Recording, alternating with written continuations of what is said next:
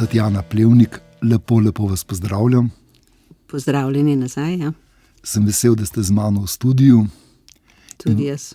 In vam čestitam za vašo najnovejšo knjigo z naslovom Poskusni svetovi. Hvala. Ali ste izid knjige praznovali? Izida knjige pravzaprav nisem praznovala. Nekako je knjiga vsebinsko taka, da se mi je zdelo praznovanje kot veseljačenje neprimerno. Sem pa raztegnila ta občutek zadovoljstva ob izidu knjige, sprejemala čestitke tudi zadovoljstvom seveda,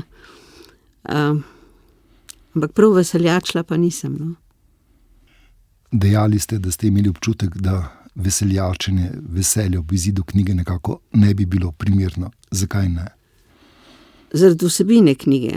V bistvu je knjiga na nek način, bom rekla, poslovilka od mojega pokojnega soproga oziroma partnerja.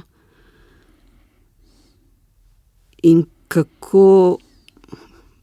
kako bi se lahko veselila tega poslovitve. Ne bi se mogla. Nisem se mogla. Sem pa imela občutek, da je delo opravljeno, seveda, da je delo opravljeno dokaj dobro, po odzivih mojih najbližjih in tistih, ki so nekaj od tega že prebrali. Tudi v bistvu se zahvaljujem založbi Lud literatura in urednici Veroniki Šoster, ki mi je dala priložnost, ki me je vodila tudi skozi knjigo, pomagala pri izboru, ker teh zgodb je bilo zelo veliko več, kot jih je zdaj v knjigi. Zahvaljujem se tudi lektorju. Jerneju Županiču. Ja, Jerneju Županiču. In vsem, ki so bili moji alfa in beta bralci in njihovim dobronamernim pripombam. V tej človeški izkušnji ste pisali v vrsti kratkih besedil, kratkih zgodb, nekoliko daljših zgodb. Kako vse ste ubesedili to človeško izkušnjo? V bistvu je to na nek način precej avtobiografska knjiga, ne. Memoarska bi skoraj rekla, ne, glede na to, da gre za en tak močan prelomen dogodek v mojem življenju, ki sem ga morala nekako predelati, izčustvovati, odžalovati. In ker vem, da so ta močna čustva povezana, obvladljiva skozi, bi rekla, delovno terapijo, in je to nekako, ta knjiga v bistvu nekako delovala v mojem življenju kot delovno-terapevtska, kot na nek način kot vaja v kreativnem pisanju in v pisanju tega, kar se mi je zgodilo, in predelanju tega čustva, no. Morda sem pri prvem, drugem, tretjem besedilu res opazil, da je to zbirka o odsotnem partnerju. Vi ste v tej človeški izkušnji pisali zelo različno. Kako ste izbirali lege, kako ste pisali o tej izkušnji? Zdaj, pisala sem drugače, kot je v knjigi vrstni red, čeprav ta koledarska je tudi v mojem spominu bila ena od prvih, ki sem jo napisala. Začela sem tako z bolj realističnim pristopom, čeprav ne. Kaj pa je avtobiografsko? A je to avtobiografsko, kar napišemo? Ni. Deloma je vedno malo izmišljeno, ali pa nekaj, kar si mislimo, da smo doživeli. Pa smo mogoče malo drugače. In tukaj smo že na področju, na katerem sem pomislila na žanre. Ne? Kako bi bilo, če bi jaz to pogledala skozi vse mogoče žanre? In bi recimo dodajala to vsebino realnemu nekaj izmišljenega, nekaj več izmišljenega, nekaj še več izmišljenega. Začela sem recimo realistično s tem koledarskim, potem sem pa stopnjevala v izmišljijo s temi žanri, ne? V pravljico, v dramatično, eksperimentirala sem v mitološko, viteško, fantazijsko, apokaliptično, romantično. Pripoved o duhovih, vampirjih, volkodlakih, to so pripovedi, ki so zelo primerne za opisati izkušnjo neke smrti, ne? Enega konca življenja, enega konca obdobja skupnega življenja. Se pravi, da sem od avtobiografskosti napredovala oziroma stopnjevala proti fikciji, ne, čezdalje bolj izmišljeni zgodbi. Na koncu mi je zmanjkalo mogoče malo žanrov, sem si jih morala izmisliti, ne. Se opravičujem, kateri žanr ste si, na primer, izmislili? Fata Morgano, permakulturo, fatalno zgodbo, absurdno zgodbo, komercialno zgodbo, eskapado, kikiriki, ki je malo... Mogoče besedo o eskapadi ali kikirikiju? Ja, proti koncu knjige sem nekako sproščala ta krčevit odnos do tega dogodka, v bistvu tudi v samo ironijo in v humor. Črni humor sicer, ampak vendarle, črni humor nekako vedno pomaga v takih situacijah, ne.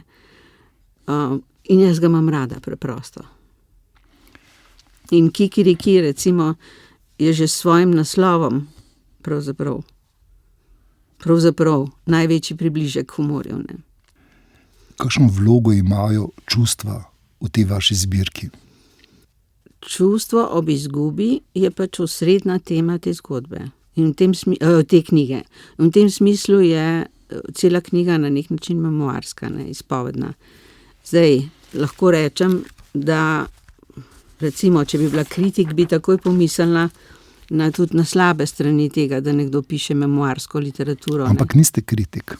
Ne, nisem, ampak sem samokritik. V redu. No, samokritičarka.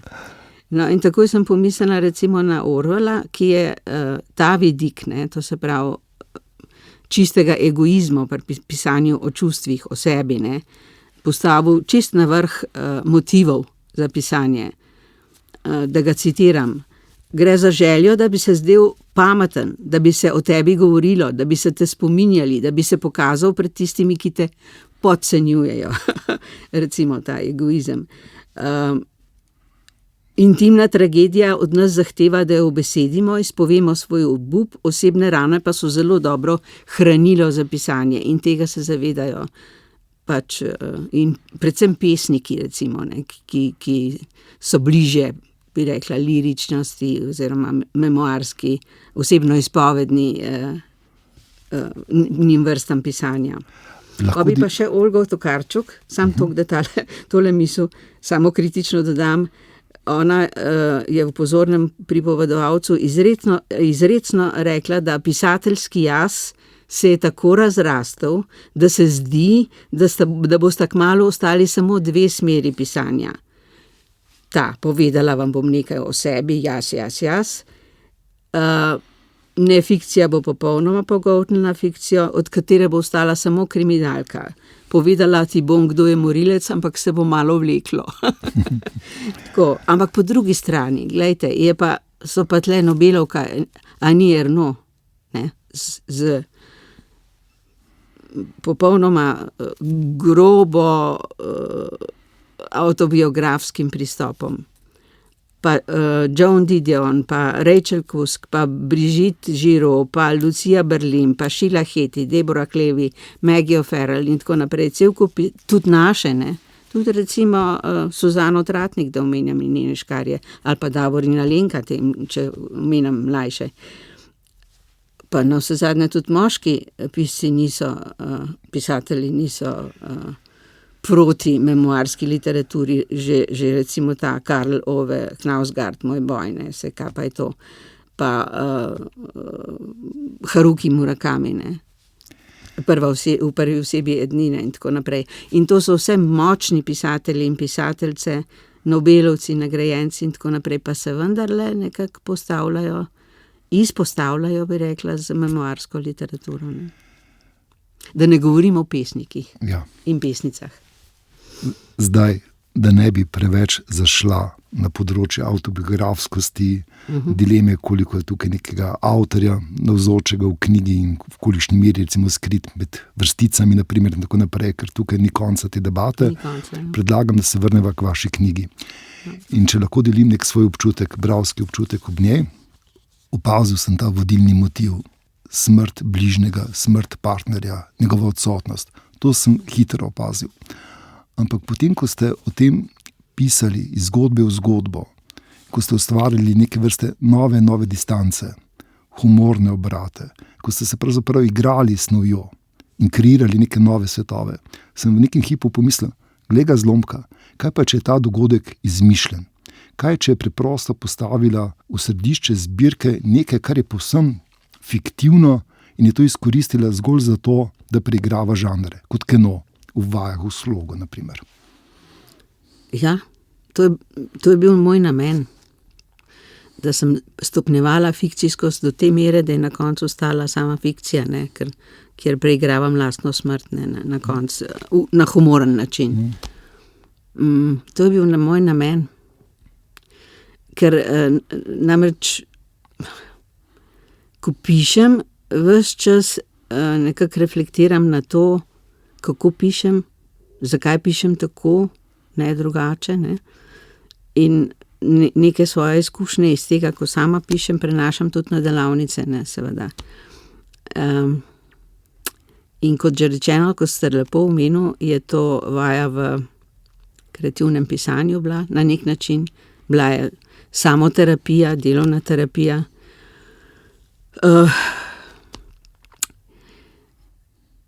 Sem se pa vendarle od neke klišejskosti hotela odmakniti toliko, da bi tudi pokazala na to neoprijemljivost čiste avtobiografije in čiste izmišljije. Ker ni ne enega, ne drugega. V vsaki izmišljeni zgodbi, romanu, kjerkoli žanra, je nekaj lastne izkušnje, je nekaj avtobiografskega.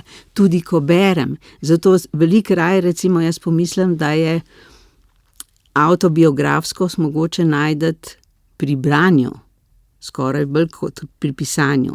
Ker ko pišeš o svojih izkušnjah, jih ves čas nekako filtriraš, jih prirejaš, jih podrejaš pravilom pisanja, potem je tu še recimo urednica, pa lektor, pa kritiki, ne, pač ti beta bralci, ki ti pomagajo stvari drugače obrniti, da bolje zvenijo, ne, so pravila pisanja, so recimo žanrski tropi in tako naprej. Vse to te nekako spreminja tvojo izkušnjo, jo filtrira in je drugače povedana, kot se je v resnici zgodila, zagotovo. Od bralca je odvisno. Ne? Od bralca je odvisno, kako jo bo dojel, kaj bo not najdel svojega, s čim bo primerjal, kje se bo identificiral. No, in tukaj se ta avtobiografskost lepo pretaka od pisatelja ali pa pisateljce do bralca, bralke, ne? In nazaj. In v bistvu je predvsem na bralcu, kako to bere. In vi ste rekli, da ste na koncu pomislili, da stvar ni realna, ampak je fikcijska. V nekem hipu med branjem. Ja. Zelo bi si želela, da bi bilo tako. In se mi zdi, da je to najbrž bil moj namen. Da si na nek način v pisanju to željo izpolnim. In ste si jo. In sem si jo. To, kar ste zdaj povedali o tej živi naravi avtobiografskosti, mi je nekako bliže kot tisto, ko ste prej govorili o neki skoraj čisti obliki avtobiografskosti.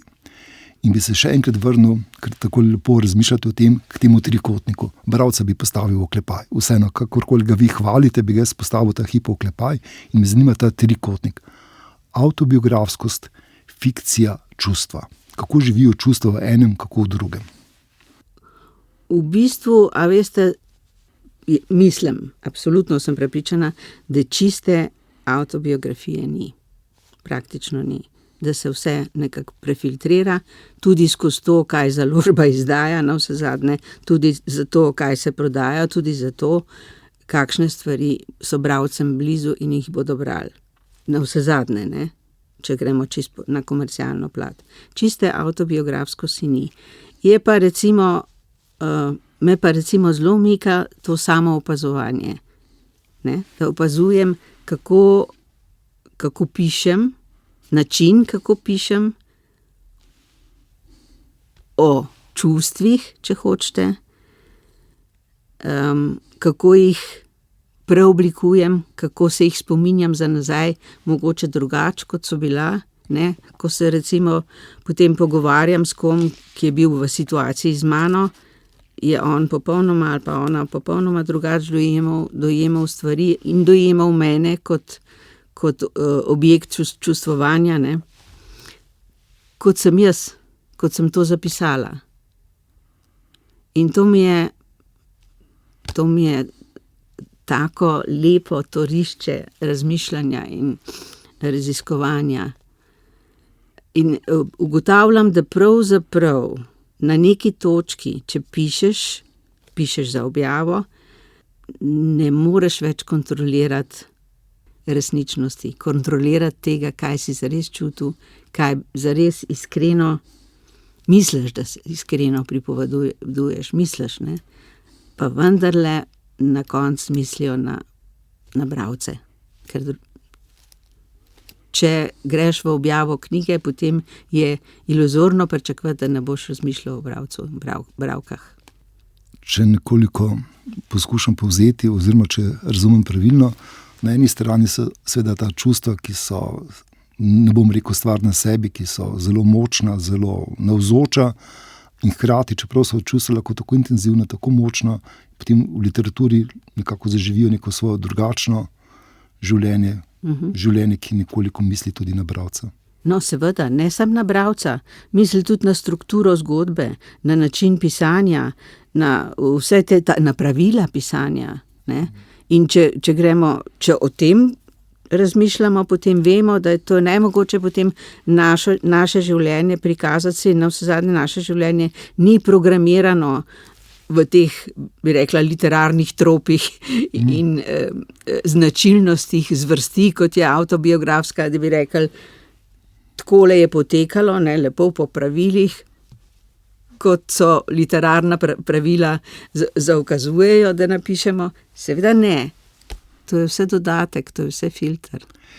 Je lahko ali je težko opisati o čustvih? Odgovor je ja in ne. V bistvu je lahko zaradi tega, ker je to, če so moja čustva, ne, je to pač moja izkušnja, je to nekaj, kar poznam, je pa včasih težko ubesediti, to je res. Po drugi strani je pa težko, ker bi kakšne stvari raje zadržal za sebe. Žanr pri tem, saj zato sem šla v te žanre, žanr pri tem je v veliko pomoč, ker je na nek način ščit, preobleka, zamegli stvari, lahko jih poveš, ne da bi se bal, da bi jih pravzaprav ne smel povedati. Ne? Lahko nekoliko spekulativno vprašanje. Knjiga, zgodba brez čustev. Kakšna je? Ali je to nekaj, kar... Ja, pustolovka, recimo. Pač ena od tistih žanrov, ki tega nujno ne potrebujejo. Ampak je to manjkava zgodba brez čustev, so čustva ključna? Absolutno. Čustva so ključna. Vse kaj pa smo drugega? Ljudje. Ne? Naša človečnost je to, kar čutimo. Dobro, tudi to, kar mislimo, ne? Ampak za kakšne ljudi bi včasih bilo bož, da bi ne bilo to, kar mislijo, ampak ja, kar čutijo. Ne? Tatjana Plevnik, marsikaj ste nam povedali. Zdaj bi jaz pa prosil, da nam preberete kakšno svojo zgodbo po lastnem izboru in da jo tudi pokomentirate. Lahko je zgodba dolga stran, 2 časa imava dovolj.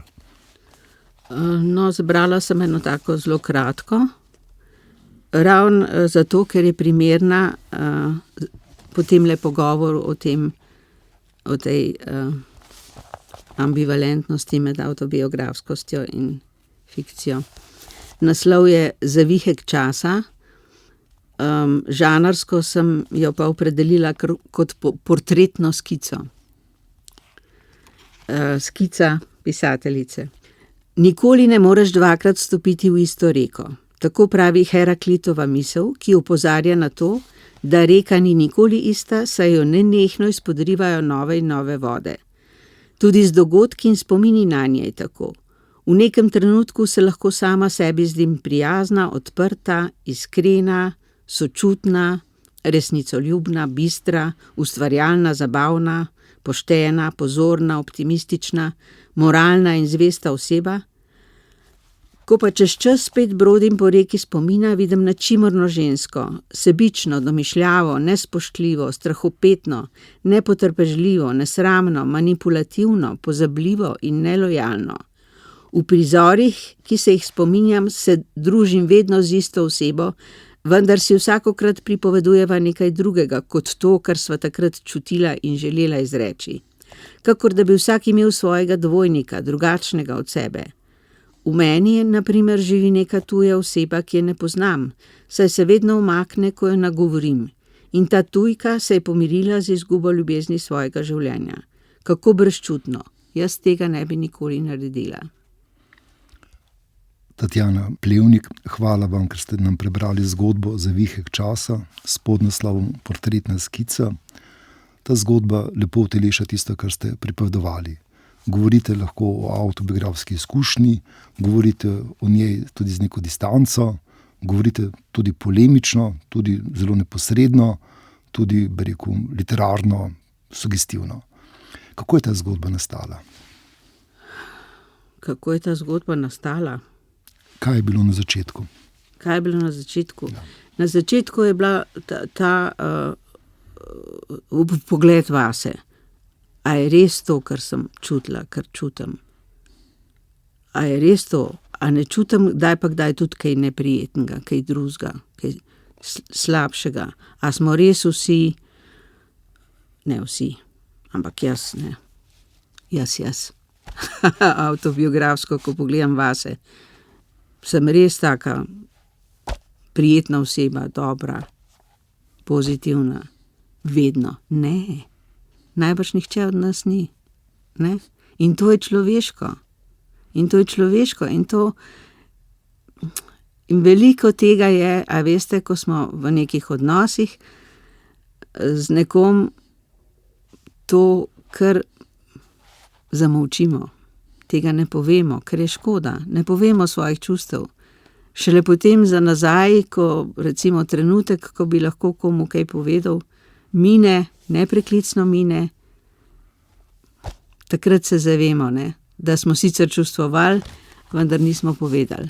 Da smo mogoče čustvovali negativno, pa tudi tega nismo znali izraziti. Ali pa tudi pozitivnega ne. Tako da v tem smislu, ko sem tako razmišljala, potem pač ta Heraklitova misel je seveda, da reka ni nikoli enaka, ne, je univerzalna. Iz nečesa univerzalnega je bilo treba izhajati in sem jo pač uporabila. Zakaj zamujamo z izpovedovanjem čustev? Ja, to bi pa nekako mogoče je to neka civilizacijska, kako bi rekla, grda navada. Da mislimo, da je samo nadzor tisto, kar nujno potrebujemo. Ne? Da izpovedovanje drugemu ne spada med pravila lepega vedenja oziroma lahko skrha odnos. To je mogoče tudi strah pred tem, da bi se odnos skrhal, če bi bili iskreni. In iz tega strahu nastanejo lahko tudi zelo slabe stvari. Ne? Kako lahko premagamo takšen strah? Ja, zdaj sem tukaj pristranska, ker to, kar bom rekla, je zelo samoljubno in pristransko in mogoče celo prevzetno s pisanjem in branjem. Mogoče pa to, bi rekel, apologija literature, zagovor branja, ustvarjanja. Absolutno, ja. V nekem hipu ste si rekli, napisala bom novo zgodbo, mogoče ste kar začeli pisati brez tega stavka, pa me zanima ta občutek ustvarjanja. Kaj vam daje pisanje? Ste zadovoljni? Kako veste, kdaj je zgodba res napisana, ni predolga, ni prekratka, je dovolj ostra, dovolj blaga, dovolj nežna? Če bi to znala povedati, ubesediti, ne, kdaj človek dobi ta občutek, še zdaj ga nimam. Ne. Tu pa tam ga imam, tu pa tam me prevzame, tako, to je pa zdaj do pike tako, kot sem si zamislila napisano. Ampak ne vedno, ne.